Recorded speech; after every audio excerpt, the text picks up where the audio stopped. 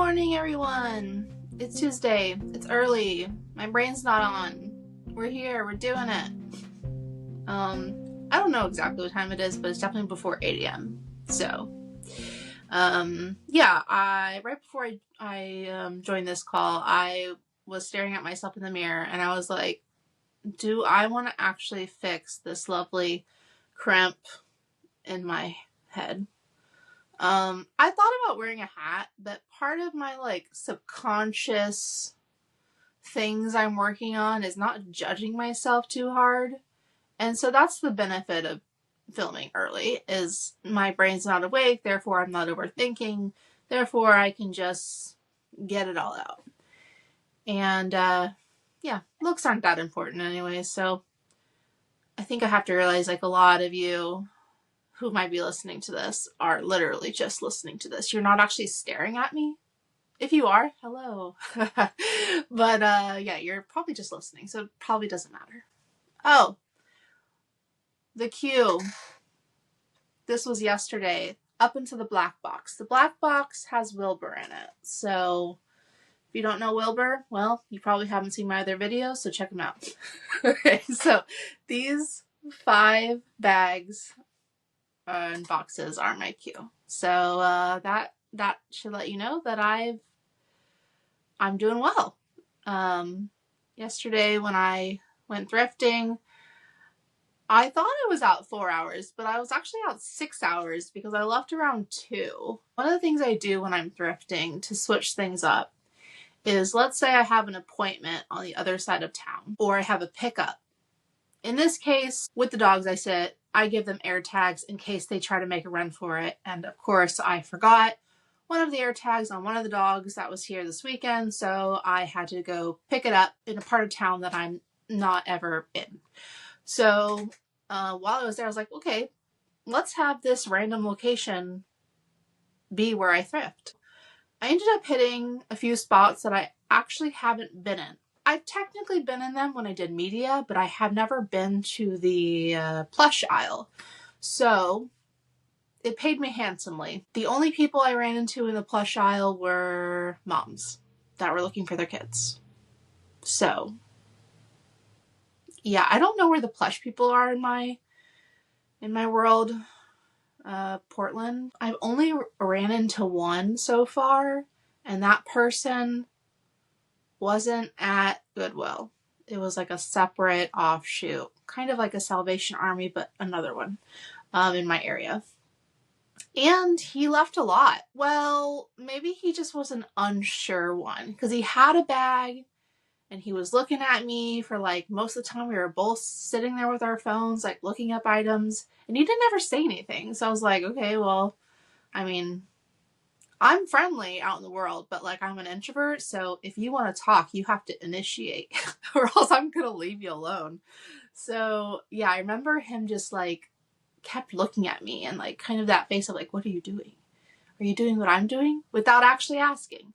This was about a week ago. So anyways, fun story. I don't think I've talked about it here. So he was just looking me down, not saying anything. There's this whole aisle of plush, and I just tried to ignore him basically. And then I saw him come back and forth from the plush to the actual toy action figure side, which was on the other side of the aisle. And he did that 2 or 3 times. And then on his 3rd times, he decided to put all of his, he had a hand basket. He put all of his plush back on the shelf. So naturally I was like, well, I know you're a reseller. I don't know what your metrics are, but I'm going to find out. So I went over and I started looking up the items he put back, and 90% of them were a go. So for me, for my metrics. So naturally I put them in my cart and kept about my day. I was like, I'm going to be here for a while because I have to look everything up. Back to sourcing I go. So I'm there for probably maybe another 30 minutes, and what do you know? Homeboy comes back, and I see him digging around looking for the stuff that he put on there that wasn't there because I had them. So he's like, you're going to hear him kind of moaning, as making all these sounds as he trying digging, oh, maybe people have dug his items to the bottom. No, bro. And again, me just watching, like, this is entertaining. And yeah, he grabs his like one item that he left that I didn't take, and like leaves the area and does his like laps. Then he comes over to the other side of the aisle where I am, and he like literally stands next to me, just staring at my cart at all of his items that I have. And I was like, all right, man, it's too awkward now. So I have to say something. So I was like, hey, what's up? He's like, yeah, did you find some items? And I'm like, man, you're awkward as hell. Like, obviously I have your items. Like, why don't you just like be normal? So I was like, okay, I guess I have to rip the band-aid off, which I sometimes have to do as an introvert out in the world talking to extroverts. Anyways, I hate awkward people. I'm already socially awkward, so I'm like, can you just be normal? Okay. Anyways, he's like, oh, did you find some stuff? I'm like, yeah, I got all your stuff. I literally said that, like, yeah, all your stuff is in my cart. Thank you. And he's like, yeah, I wasn't sure about the metrics. And they were all like popular characters from like an animation studio. Not saying them because I haven't sold them yet. So, you know, I don't want you getting in there for all you people I'm converting into plush. Okay, so he's like, yeah, they weren't that much like individually. And I'm just like, bro, like, I don't need you to tell me how to run my business. Like, I don't need you to like try and sell them as if you didn't want them. So I just was like, yeah, they don't really sell individually very well, but they're an easy lot. They're all from the same series. He's like, oh, yeah. I mean, I guess I could have lotted them. And then he just stood there. I'm just like, bro, do you want to change numbers? Do you want my name? Like, what do you want, man? Like, move on. I have your stuff. You know I have your stuff. Like, okay. He just stood there, and I'm just like, in my head, I'm just like, can you leave? And then what happened? I think I just was like, yeah, what do you have? Because he had like his one item. It was like some character from like Chuck E. Cheese. I'm like, that's cool. Again, like, so awkward, man. And I think like, again, he didn't leave, and I'm just like, bro, it's like 1 p.m. Like, I want to leave here and get to my car safely and not get murdered. So I think at that point I was like, do you want one? Like, did you leave something that you really want? Like, I'm happy to give it back to you. He's like, oh, no, I'm good. I'm just looking. And I'm like, okay. So then I just like grabbed the base of the cart and just moved it slowly to the other side of the aisle. And I kept looking, and he was just kind of like standing there, like, didn't know what to do with himself. And I was like, am I going to get murdered? So I think I just said something like, nice to meet you. See you around. Like, for me and my self-preservation, I know that if I ever feel threatened, I just be nice to people. That's my strategy. As nice as I can, Bailey. Please don't kill me. Okay. So anyways, that's the story. Grandma's it turned into, once I remembered the details of the awkwardness, but no, that's what happened. Okay, so what do I have to do today? I just want to come on here and bitch about what I did to myself. So this blue section is, I had set aside for pens. I was doing Disney pens for a long time. I had somebody I was selling them for, and then I liked selling it for them, and so then I ended up buying a bunch of my own pens to sell in the same category of Disney. And, you know, like, I've sold maybe like between like 2 to 5 every week.